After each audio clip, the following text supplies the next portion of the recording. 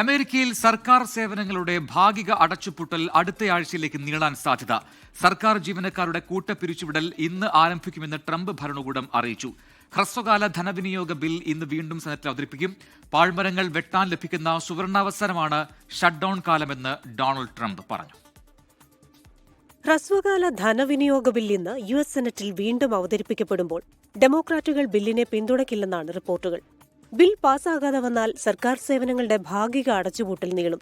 ഇന്നു മുതൽ സർക്കാർ ജീവനക്കാരുടെ കൂട്ടപ്പിരിച്ചുവിടൽ ആരംഭിക്കുമെന്നാണ് വൈറ്റ് ഹൌസ് വ്യക്തമാക്കിയിരിക്കുന്നത്. നിലവിൽ 7.5 ലക്ഷത്തോളം വരുന്ന സർക്കാർ ജീവനക്കാർ ശമ്പളരഹിത നിർബന്ധിത അവധിയിലാണ്.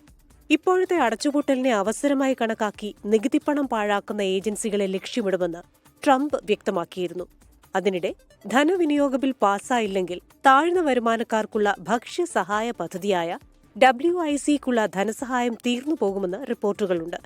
അതേസമയം ധനവിനിയോഗ ബില്ലിൽ ആരോഗ്യ ഇൻഷുറൻസ് സബ്സിഡികൾ ഉൾപ്പെടുത്തണമെന്ന ഡെമോക്രാറ്റുകളുടെ ആവശ്യങ്ങൾ അംഗീകരിക്കില്ലെന്ന നിലപാടിൽ തന്നെയാണ് ട്രംപ് ഭരണകൂടം. വാഷിംഗ്ടൺ, ന്യൂയോർക്ക് തുടങ്ങിയ സ്ഥലങ്ങളിലെ മ്യൂസിയങ്ങളിലേക്ക് ഇന്നലെ സന്ദർശകരെ പ്രവേശിപ്പിച്ചില്ല.